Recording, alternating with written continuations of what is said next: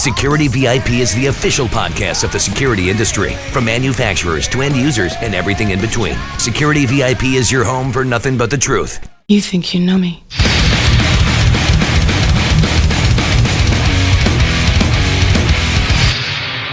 On this day, I see clear. You're listening to the Security VIP Podcast, hosted by Taylor May, the official podcast of the security industry and home of nothing but the truth. Today on Security VIP, we discuss the difference between concealed versus visible weapon detection technology, including VIP guests Kieran and Carroll of ZeroEyes and Captain Rick Francis of Seminole County Schools. Get ready for nothing but the truth. Security VIP Nation, what is going on? Welcome back to another episode of the Security VIP Podcast, the official podcast of the security industry, and your home for nothing but the truth. As always, I'm your host, Taylor May. And on today's episode, we're going to discuss the importance of concealed versus visible weapon detection technology. With active shootings unfortunately on the rise, it is important to understand how both of these technologies intertwine with one another and which one combats this challenge the most. With that being said, it's my pleasure to welcome back Kieran Carroll and Captain Rick Francis to the Security VIP Podcast today. Gentlemen, welcome back. How are we doing today? Doing great, man. How are you? Doing great, Kieran, Mr. Chief of Staff of ZeroEyes. Always a pleasure to welcome you back to this podcast. And Captain Rick Francis out of Seminole County in beautiful Florida. How you doing today, brother? Doing very well, Taylor. Thanks for having me back. Appreciate you guys coming back. Now, most of you guys, for my listeners and followers, have heard background of Kieran and Rick, but I want to go ahead and just give a quick synopsis about their backgrounds. Let's start with Kieran first. Kieran, give us a quick little 60-second pitch of who you are. Yeah, sure. So I'm a former naval officer, did about a decade or so in the Navy, got out, did consulting at one of the big four for a little bit. And then I became the first non-co-founder hired here at ZeroEyes back in August of 2019. So I've been riding the startup kind of roller coaster for the last 2 years or so, and it's been fun. And here we are today. Awesome. And then Captain Rick Francis, let's hear your background real quick, buddy. Hello. So I came out of, started out of born and raised in Central Florida. Well, after the military as a flight and combat medic in the military, got out, went into the private sector, made my way all the way up to a vice president of Fortune 500 finance company, and got sick of corporate America and went into law enforcement. Currently with the Seminole County Sheriff's Office, been here since 2007, moved up the ranks. My latest, greatest venture for the last 5 years is running our school safety and security division, which I'm responsible for 67 schools, about 68,000 students, 8,000 staff members. We also have a footprint on the state college and a couple of private schools. So my biggest job function for the last 5 years is looking at school safety from those lenses, from military, finance, obviously some leadership and academic standpoint, and from my experience in law enforcement.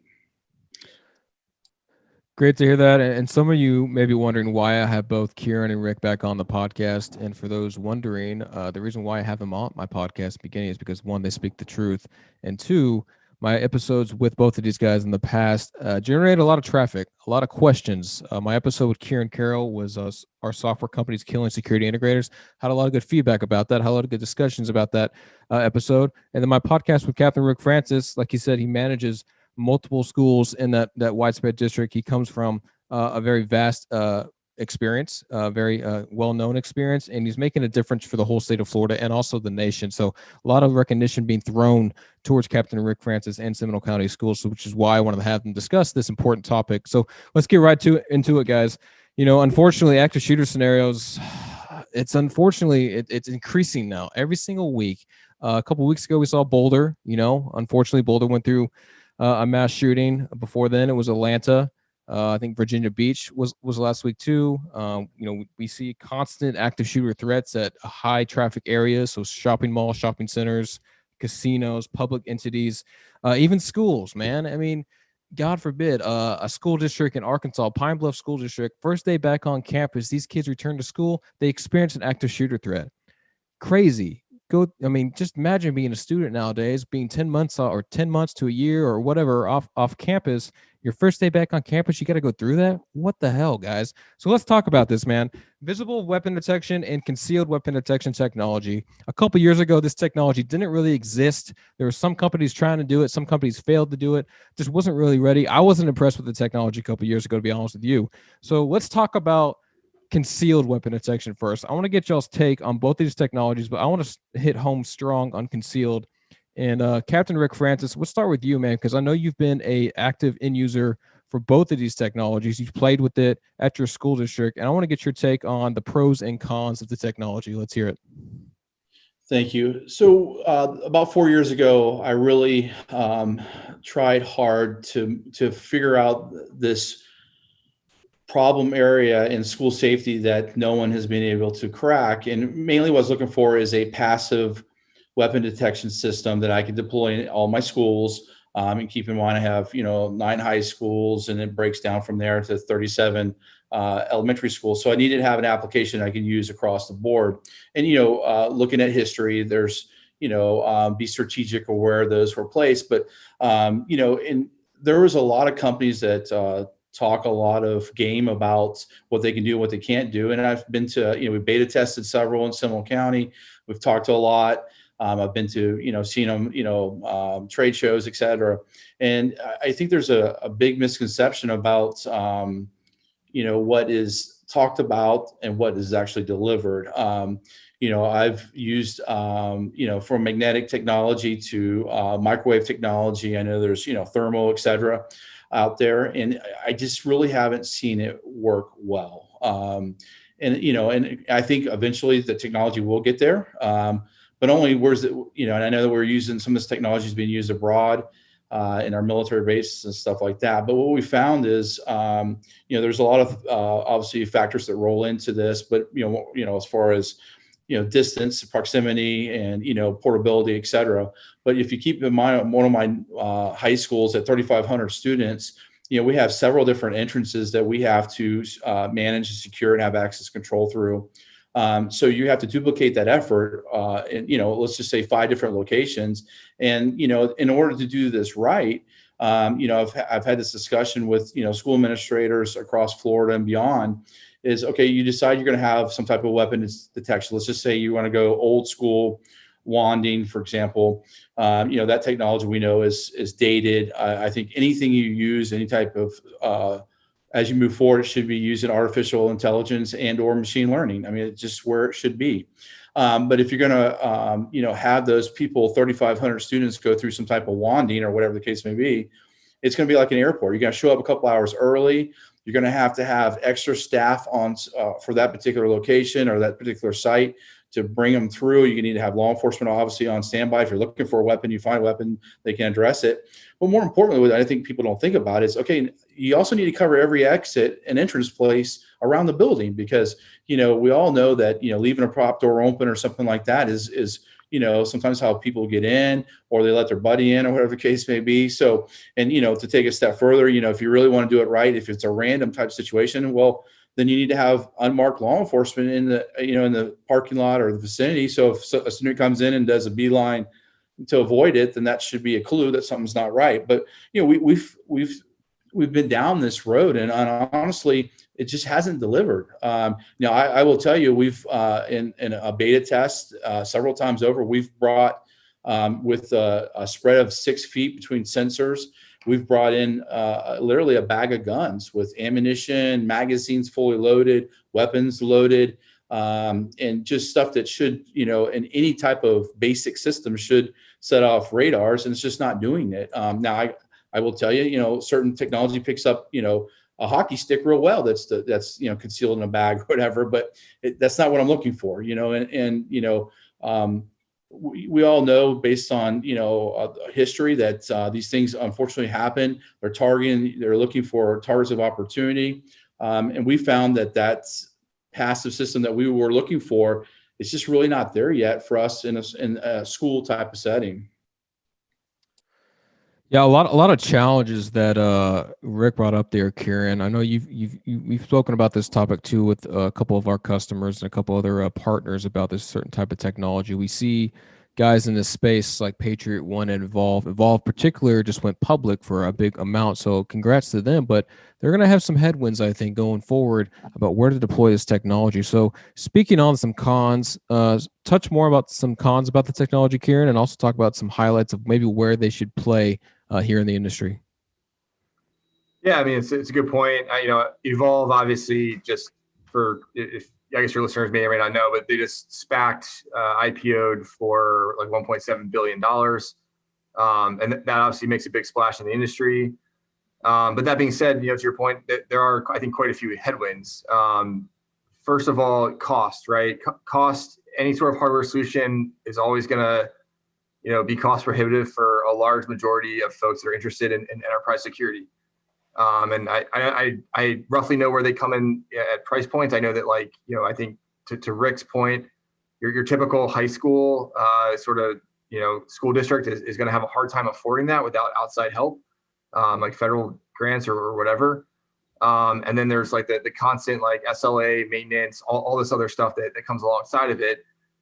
I think what end users need to look at is gonna say, how does this fit into my workflow? Like, does this actually add autonomy to my workflow? Because that's what everyone's looking for nowadays. And if the answer is no, you have to put, you have to man these, you have to put additional humans beside them to verify the alerts that are coming in, or to, potentially set somebody up for a confrontation that may or may not be based on a true positive, threat object. These are all like considerations that you have to kind of take into account. So I think, in particular with millimeter wave and any sort of non-ionizing radiation solution, you're always going to have critics to say that, that this is harmful radiation. I think you're going to need OSHA to come out and say something. I think you're going to need the FCC to come out and say something about it. These are multi-year efforts to get stuff approved from a government perspective that these companies, I don't think have fully thought out yet. And then, there's 31 or 32 states right now where concealed carry is in some form legal. So just because you have somebody concealed with a firearm doesn't necessarily mean that they're a bad person or that they have bad intent. You have to send a human to go verify that. And now you're setting somebody up for a confrontation that doesn't necessarily have to happen. Whereas a more, I don't even want to say traditional, but almost at this point, a more traditional sort of video analytics solution, we're only looking for visible guns. So at that point, guns in hand, I think a lot of people understand the need that, yes, that an alert should be generated once somebody has a weapon in hand. But just because somebody has it in their waistband or in a pocket or in a concealed holster doesn't necessarily mean that they're a threat. So these are all things that Patriot One, Evolve, and the others are going to have to kind of work through. And I think the good thing about Evolve, right, is they just raised a bunch of money. So money tends to solve problems, I think, and hopefully that I think hopefully they can kind of figure it out. But then to your last question about where in the industry do I think that these guys have the right fit? I think it's any environment that truly has to be weapon sterile. So obviously, Rick, with schools, of course, those should be completely weapon sterile environments. But then it's like, you have to secure every entrance, every exit, probably almost every window, if it's like a ground floor window, that kind of thing. But other places too, courthouses, federal buildings. I think that this is a tough sell for like your big box retail environment. I think that the doors are too wide. I think it's prohibitive. I was going to say stadiums might be another arena too. Sure. Stadiums, arenas, all these different things. These solutions have a place. The question is like, is the market big enough to support like a $1.7 billion valuation? And like, I don't know. I have a hard time seeing it from where we sit right now. But that being said, like there's a lot of smart guys on that side of the equation, and I'm sure they're working through it. But yeah, like it's to Taylor, to your point, right? Like, and to Rick's point too, like the technology is promising, but it's not compelling yet, and you're not going to see widespread adoption until it becomes more compelling and probably more affordable. Hey, Taylor, if you don't mind, to Kieran's point about affordability, and I don't want to get ahead of us on anything like that, but obviously I've done a lot of discussion with statewide legislators and lawmakers, and a lot of commissions and stuff like that, looking at school safety at the national and state level. And to have a one-off school offering some type of weapon detection is great. And if you're a private school and you can afford it and make it happen, it's great. But anytime I talk about deployment, they always go back. All right, listen, everybody's has multiple multiple counties or states that they have to have this widespread approach. So, like in the state of Florida, I have to come up with a solution or pitch a solution that every school district, from small counties with 4 schools up to a large metropolitan county like Miami-Dade or something like that, has to be able to afford it and be able to implement it across their school district. They can't. Can you imagine me trying to pick and choose? Now I can look at historical and say, there's a greater likelihood that it'll happen in a secondary school, a middle school, a high school. But we could always say, well, what about Sandy Hook? What about this? What about that? So you don't want to put a person like myself in that situation. I got to pick which schools. I can only have a certain amount of a lot of funds. But now to these larger, price point vendors, you're going to have all this extra infrastructure in order to make it work and secure all these locations. And it's just, I don't think anybody's thinking through all of those potential issues. Yeah, so I mean, I hear a lot of challenges with the technology, and I think it's important for customers. I mean, just like Rick mentioned, it's important for other customers to hear what Rick has gone through with this particular type of technology, because weapon detection is a very hot topic right now in this industry. It's a hot item, and I think it's important to understand which technology behind weapon detection is going to fit best in your environment. I do agree concealed has its place. Obviously I'm in Texas, Rick is in Florida. We've got open carry states, open carry laws, people that do carry their LTC. It's a confrontation you don't want to have. So there is a place in certain environments, arenas, weapon sterilized environments, I think, for concealed. But again, what concerns me is always the false positive rate too. Because if you're saying it's picking up a lacrosse stick or a bat or a club or whatever, that's not a real good use case. It's overwhelming almost. So to that point, I completely understand there. So let's talk about the alternative then. Let's talk about visible weapon detection. There's been quite a few companies out there that have recently released some form of AI or computer vision analytic to combat this problem, ZeroEyes being one of them, which is obviously who I work for and Kieran works for. I'm not trying to play favorites or be biased right now, but I just want to talk about the technology in general versus concealed weapon detection technology. So Kieran, let's start with you. When it comes to visible weapon detection technology, and what are the pros and what are the cons of this technology? Yeah, so I think the immediate pro is that depending on what company and sort of how they operate, the goal is to integrate to what a client already has existing. So if you're just a software and you're able to integrate to that existing infrastructure, you're automatically going to be cheaper because we're not running hardware, we're not selling cameras, we're not installing cameras, we're not redoing cabling and networking and all those other things. So that's sort of the immediate pro.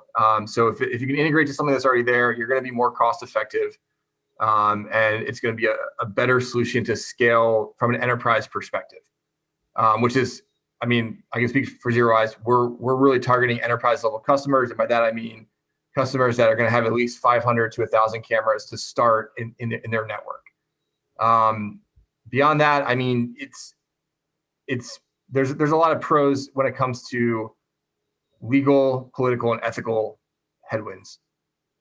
We don't see the same stuff that typically these millimeter wave companies are going to have. So legally, right, we're not looking at behavioral analytics. We're not doing anything predictive. We're not looking at facial recognition or body language or gait or any of these things, right? We're literally just looking for a weapon in hand. So that's I think how we sort of get around some of those that legal pushback of, are we trying to characterize people and all these other things. Politically, I think, without going too far down the rabbit hole on either side, everyone knows right now that DC is very polarized. It's very bipartisan, or it's very partisan. You have a certain, element of people that want to take away guns, or they want to arm teachers, or they want to, defund police, all these different things. And on the other side, you have people that, it's like thoughts and prayers, and it's like, oh, it happened again. What can we do? That kind of thing. We have a technology solution that's scalable, it's cost effective, and we're only looking for guns in hand. It's almost a political win when it comes down to, on either side of the aisle. Like this is pretty bipartisan, and this stuff doesn't happen very often. And then the last piece there is more of the ethical piece of, just because we have the ability to do something, like just because we have the ability to use non-ionizing millimeter wave radiation to look into someone's body, does that make it ethically okay? I don't think video analytics companies have that problem. For one thing, the video camera's already in place, it's already theoretically recording everything that's happening. We're just a layer, additional layer on top of that. But what we're not doing is we're not looking under people's clothes. We're not trying to necessarily identify people based off different characteristics of the body. We're not getting into weird sticky things of like, somebody has a hip replacement or like some sort of pacemaker, and we're getting a weird false positive, and then people are going to accuse us of being overly invasive into their body. But anyways, that's some of the stuff that I see. I could keep going down the road, but I'll kick you over to Rick because I know he has a lot of experience with this too.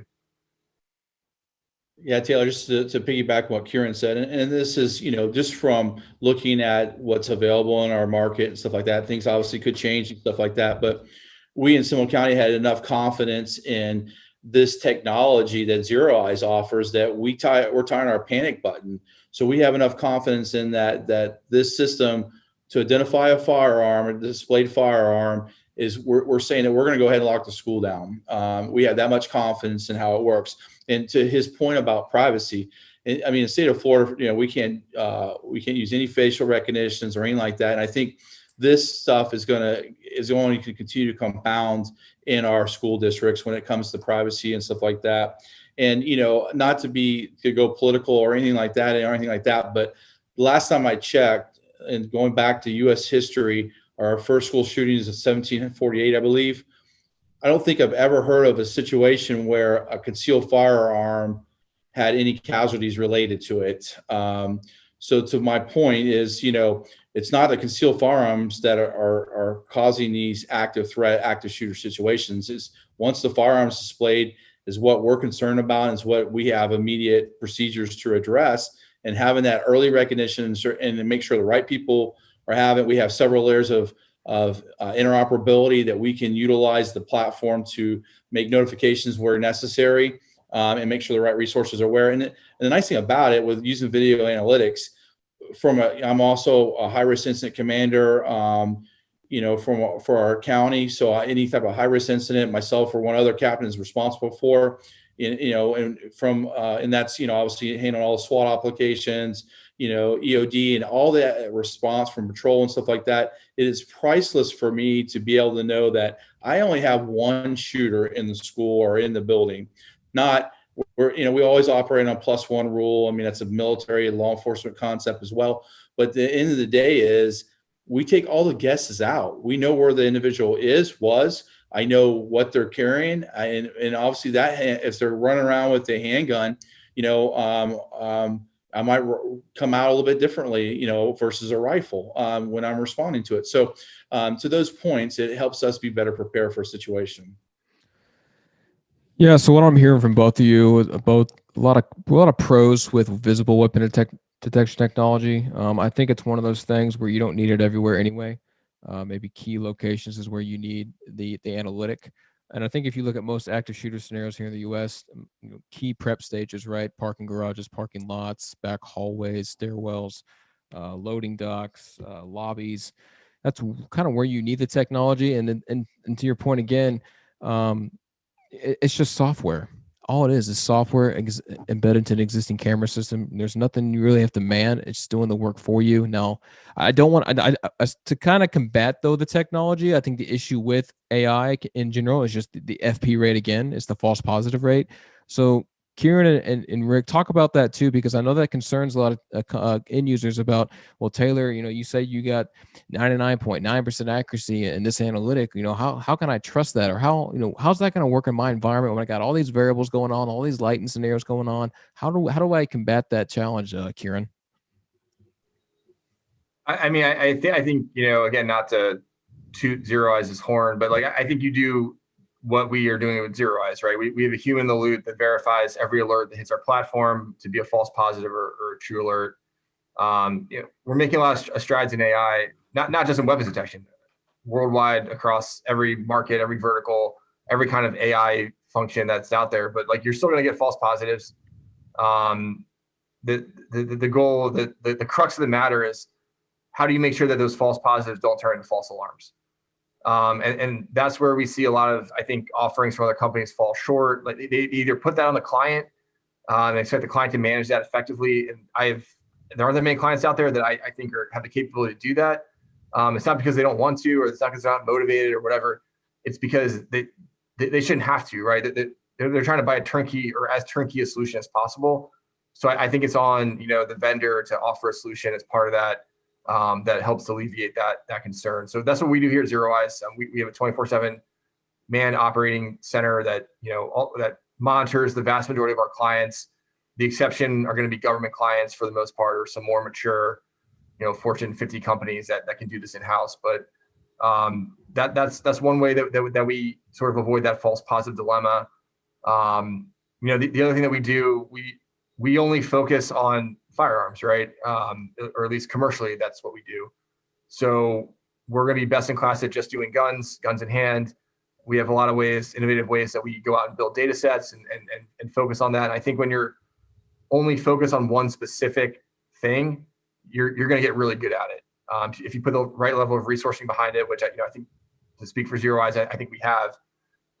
Whereas if you're a broader video analytics company, you're trying to do too many different things. You're trying to do intrusion detection, you're trying to do vehicle characterization, license plate, facial, weapon, other objects, slip and fall, mask, hard That's hat. the issue with this industry about AI, is these one-stop shops to say, Rick, I got everything for you, man. We got facial, we got body, we got weapon, we got concealed, everything you ever think of, one-stop shop. That's the issue. Total bullshit. Total bullshit. Sorry, Kieran, I'll cut you off, but stay in your lane, folks, is what I always stress. Is when you stay in your lane, you focus on one single item, you perfect that item, and then once you get that pinnacle, then you can start pivoting to maybe something else, but don't try to solve every single security challenge out there right now. It's too difficult. It's not going to happen.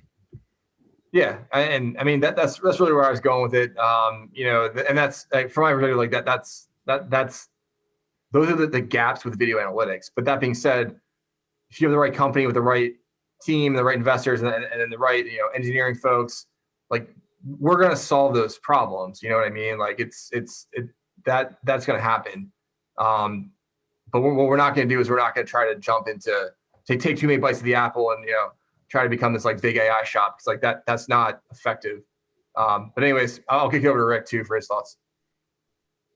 So, one of the things, school safety directors, especially in Florida, Texas, and I talked to my peers in Texas and other county or other states are starting to really get a little more aggressive. I was on a call the other day with Senate and House, and Arizona are trying hard to get school safety a little bit more serious and stuff.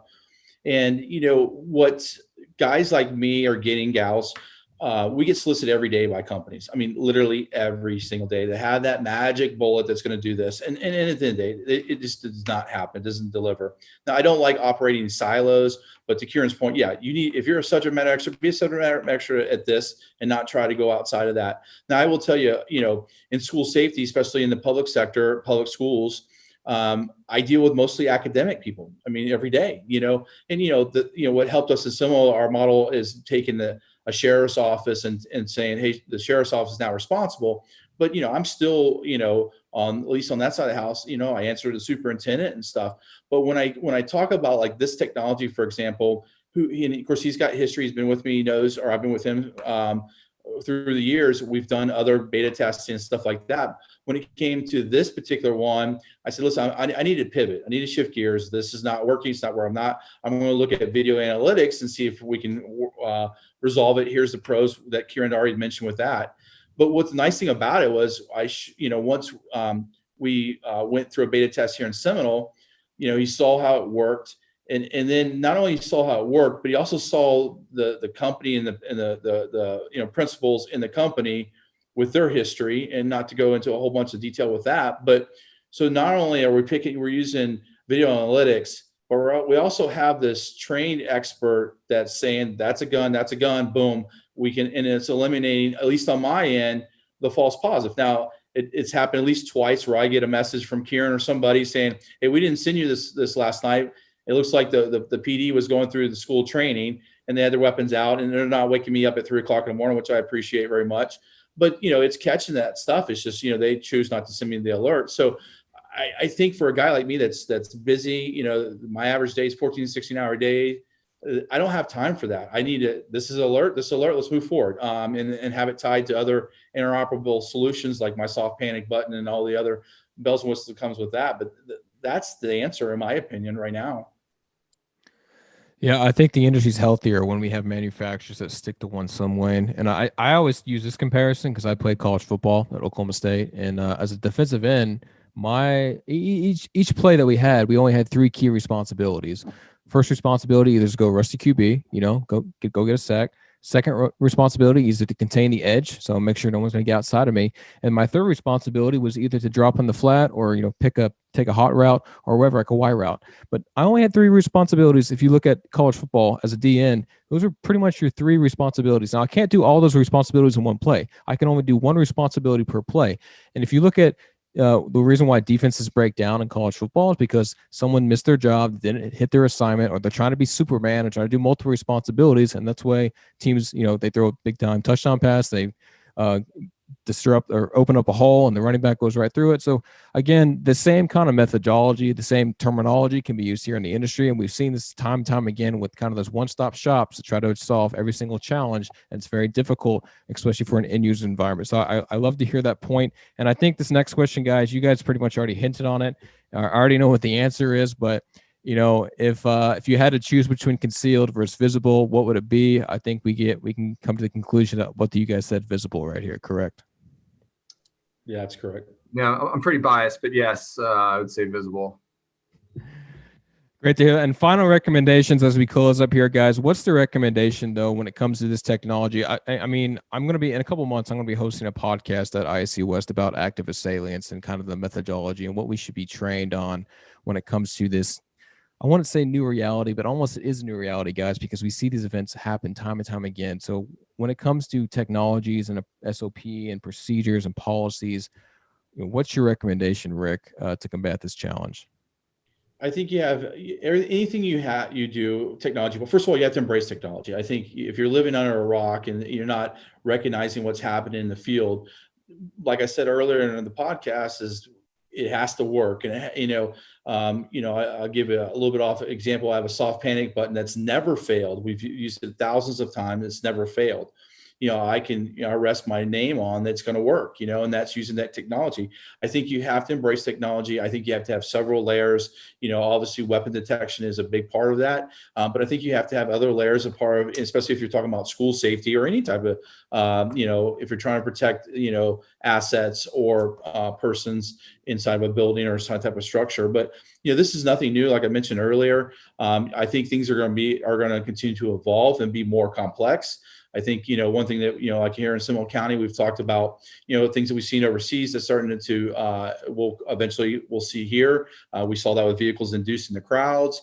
I think we're going to see a lot more IED type of situations used by drones, deployed by drones. So I think for individuals like myself that sit in the seat that are responsible for multiple schools or multiple school districts and stuff like that, we have to be thinking bigger box here. I think we have to realize that these things are going to evolve, and we have to be smarter about it. Threat detection, threat assessments is huge. And I think as long as this stuff is applied in a layered format, not one single tool, including, here in Seminole, we have an officer or deputy that's robustly trained in school safety, and they're on the campus from bell to bell. That's my first line of defense, but I have several other lines of defense or layers thereafter. Rick, I tagged you in an article on LinkedIn about some school district up north that wanted to replace SROs with safety coaches, is what they called them. Your response on that topic? Good luck. It's just silly, and I hope this pendulum swings. I mean, I know there's a lot of people, including the National Sheriff's Association, and a lot of other people that are trying to get behind this. Our officers and deputies in our school go through literally about 22 different training classes from de-escalation.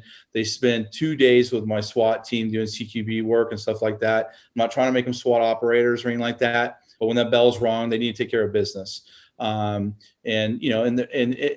we're not sitting by the front door with a rifle saying, hey, good people come in, everybody else bad stay out. That's not what we do. We're so much engaged in so many different ways in the school and stuff like that. But here's what's going to happen, and mark my words on this. Some of these people who are arming teachers, some of these school districts are arming teachers and or taking SRDs or SROs out of these schools. They're going to have blood on their hands one day. And I hope that we're able to go back and say, and put some, either financial or some criminal charges on some of these individuals, because literally, we've proven that it's, there's some discussion about pipeline to prison. We've defunct all that stuff here in Seminole County, at least. And I know other of my peers throughout the state as well. We're here for a reason. It's to keep the schools safe, but there's so many other mentoring, et cetera, that goes on after that. But, if in a perfect world, I would love to have an SRD or SRO in every single school and a mental health counselor. That's a 1-for-1 would be awesome. I don't know if we'll ever get there. We're trying hard in Seminole County, but we're about 1-for-4 right now, one mental health counselor for about 4 schools. We would love to get to that one-on-one, and I think that would help us, especially with the threat assessment and that process, threat behavior. But it's a bad call. It's a bad call. And I hope, it's ironic. And I said this in Texas when I was in front of their house. It was adding up the responsibility, how much it costs, on average for an SRD and SRO. And of course, Texas is a lot busier or bigger school district than Florida has. And he came up with a figure was probably very, very large. And I made a comment that, we don't talk about finances or the financial impact when that first drop of a child's blood hit our school floors. No one talks about money. They're given unlimited grants. They're given all this stuff. So my comment is like, why don't we do it ahead of time? Why don't we do the technology that and the infrastructure and the school hardening stuff up front, so to put our best foot forward and spend the money now, not later on. Yeah, that's a great point. That school district in Pine Bluff schools, that's a 75-year-old building that experienced an active shooter threat. 75 years old. Can you imagine what kind of infrastructure they have in place? They probably got analog cameras. They probably have key fobs for access control. They don't have any technology to combat that active shooter threat. So good points there, Rick. Great points, man. When I saw that article, I was like, this is unbelievable. This is where we stand right now for K through 12 in particular for school safety. Mental health is a big issue, and I think we definitely need to have the right people involved for that responsibility.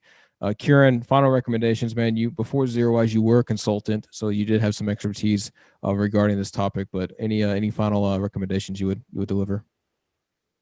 I think it was to Rick's point about like layer security. We need a better system to address that. I think it needs to be more turnkey than it is right now. You have a bunch of I think best in breed kind of security, classes, everything from access control to video management, all those other things. No one has made them truly turnkey yet. No one. I mean, we have system integrators that go out and take them and try to make them all work, and it's not effective. It costs a lot of money. It muddies the waters as far as who's responsible for what. I think the industry needs a company that can go and either organically build or acquire certain technologies and put them all into one turnkey solution that's going to work well and be really cost effective for their clients. And we're not there yet.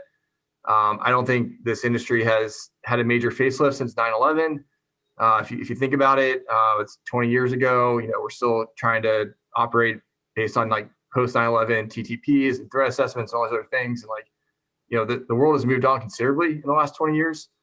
I think mental health is a big piece of it. And, obviously to Rick's point, we absolutely need to solve that better. I think it's a separate conversation though, than your true security. And, as far as, the millimeter wave solutions and video analytics, I think in a perfect world, those two integrate well and play nicely together. And they're just two pieces of that layer, or two layers of that overarching kind of security construct.